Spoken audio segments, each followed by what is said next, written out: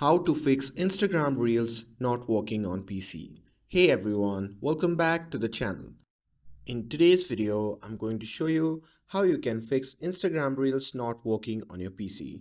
So without further ado, let's get started. So first thing first, search for Instagram and open the website in your browser.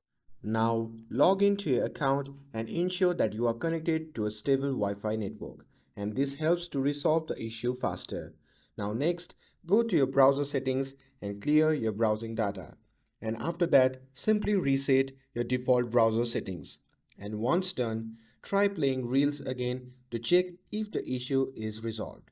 And with this, you will be able to fix Instagram Reels that is not working on your PC. And that's all there is to it. With this, if you found this video helpful, then don't forget to like, share and subscribe to get updated for more videos. Thanks for watching and I'll see you in the next video.